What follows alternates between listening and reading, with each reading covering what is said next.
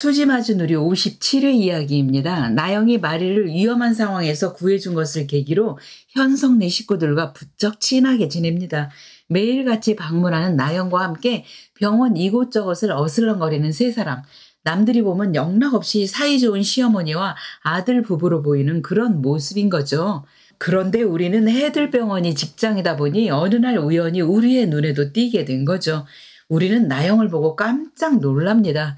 저게 사람이야? 어떻게 언니와 얼마 전에 헤어진 남자와 연인처럼 지낼 수 있는 거지? 우리는 아무래도 현성에게는 알려주어야겠다는 생각에 현성을 찾아갑니다. 같이 다니는 아가씨 이름이 나영이죠? 나영이? 아니에요. 릴리예요. 우리는 웃음이 나옵니다. 그래요. 릴리라 쳐요. 아니 그런데 그 여자 알고 만나는 거요? 아니면 모르고 만나는 거요? 그게 무슨 말이냐고 의아해하는 현성. 우리는 과거 진수지를 추락시킨 문제의 진수지 동영상을 찾아서 현성에게 보여줍니다.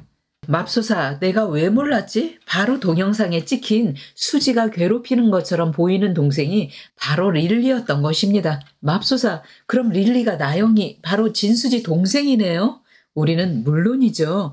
그리고 동생이라는 사람이 어떻게 나쁜 짓은 다 저지르고 영상은 자신이 마치 피해자인 것처럼 위장해서 찍고 그걸 또 퍼뜨리냐고요. 그 바람에 수지는 세상 사람들의 질타를 한 몸에 받고 지금 완전히 매장당해버린 거잖아요. 맙소사, 현성은 머리가 아픕니다. 그래서 나영에게 단도직입적으로 물어봅니다. 한때 나는 수지와 결혼까지 하려고 했었지. 그런데 당신은 내가 언니와 사귀었던 사람이라는 걸 알고 일부러 나에게 접근을 한 거야? 왜 그랬어? 그러나 나영은 절대 그렇지는 않다고 딱 잡아뗄 것입니다. 그리고 한술 더 떠서 수지가 보기는 착해 보여도 뒤로는 엄청 비열하고 사람 못 살게 구는 정말 못된 여자라고 욕을 할 것입니다. 그런데 현성은 자신에게 접근한 나영이 의심스럽긴 하지만 그런데 이젠 정이 들어버리고 말았어요. 그러니 이제는 떠나버린 수지 편이 아니라 에라 모르겠다. 나영이 말이 맞을 거라고 나영의 편을 들어주기로 결심을 해버립니다.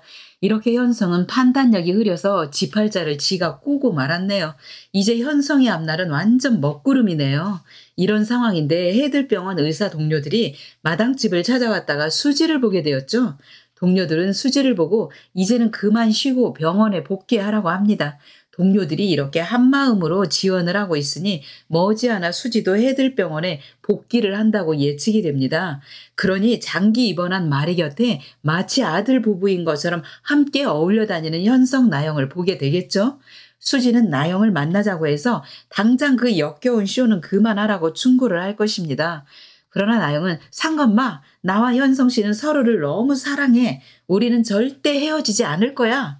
이렇게 말도 안 되는 대답만 듣게 될 것입니다. 한편 오늘 너무 시원한 사이다 장면이 있었죠. 선영이 장수집에 방문을 했잖아요. 그리고 금고돈은 절대로 손을 댄 적이 없다고 밝혔죠.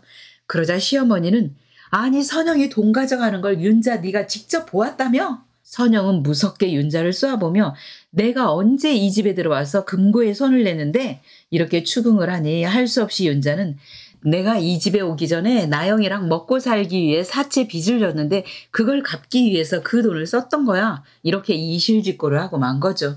그런데 벼룩도 낯짝이 있지 갑자기 악을 쓰면서 선영 언니도 나 같은 상황이었으면 아마 똑같이 했을걸? 이럽니다. 어이상실. 이에 대한 선영의 대답은 뺨을 후려갈기는 것으로 답을 해줍니다. 시끄러! 이게 할 대답이야. 그리고 다시는 나를 언니라고 부르지 마.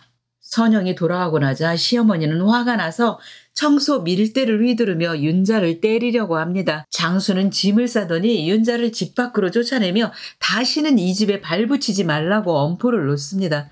그나저나 선영은 수지에게 자신이 엄마라는 걸 밝히는 시점에 대해 고민을 하고 있어요. 누울 자리 보고 발을 뻗어야지 잘못 말을 하면 어렵게 찾은 수지가 엄마를 원망하며 영영 선영 곁에서 떠날지도 모르니까 고심을 하고 있는 거죠. 이런 상황인데 수지는 노랑 망토를 쓰레기통에 버려버렸어요. 그러니 선영은 관계가 더 악화되기 전에 내가 엄마라고 고백하기로 마음을 먹었어요. 그래서 일단 자신이 수지에게 가지 못한 이유를 증명해 줄 수 있는 자료를 다 모을 것 같아요. 병원 진료 기록, 그리고 윤자를 찾아갈 것 같아요. 윤자, 내가 우리 수경이를 찾아갔더니 네가 보름 후에 다시 오라고 했지? 그 말 했어, 안 했어? 응? 응, 내가 했지. 이런 식으로 윤자의 증거 자백을 받아서 수지에게 들려주려고 했던 거죠. 그런데 윤자는 집에서 쫓겨나고 없는 겁니다. 선영이 백방으로 찾아도 윤자는 어디로 사라졌는지 도무지 찾을 수가 없었던 거예요. 윤자는 어디로 갔을까요? 그야 나영이에게로 간 거죠. 그러자 선영은 좀처럼 수지에게 엄마라고 밝힐 타임을 잡지 못하게 됩니다. 이런 가운데 수지와 우리의 사랑은 점점 깊어가고 둘은 곧 결혼을 하겠다고 허락해달라고 할 텐데 선영의 시름이 점점 더 깊어지고 말겠네요. 아니 그런데 선영도 참 답답하네요. 같이 살아온 우창과 정순이 있잖아요. 그동안 옆에서 선영이 겪은 일을 모두 다 알고 있잖아요. 그러니 일단은 수지에게 엄마라고 밝히고 거기서 생기는 오해들은 우창과 정순이 제3자들이 열심히 오해를 풀어주면 그러면 되는 거 아니겠어요? 그리고 지금은 윤자가 사라지고 없어서 증명을 못하지만 나중에 돌아오게 되면 3자 대면을 해서 모든 오해를 다 풀어주겠노라고 그렇게 진심을 다해 수지에게 말을 하면 수지는 그 정도는 이해해 줄 수 있는 아량을 갖추고 있다고 생각합니다. 이렇게 딸을 찾았으면서도 오랫동안 밝히지 않았다는 사실을 나중에 수지가 알게 되면 그것이 또한 수지에게는 소름이 되고 상처가 될 수 있으므로 선영은 한시라도 빨리 일단 모녀관계임을 밝히고 수지 가슴속의 피멍을 차차 가시게 해주려고 지금 상황에서 최선을 다해 노력하고 설득을 해야 한다고 그렇게 생각합니다. 시청해주셔서 감사합니다. 구독과 좋아요 눌러주시길 부탁드릴게요. 감사합니다.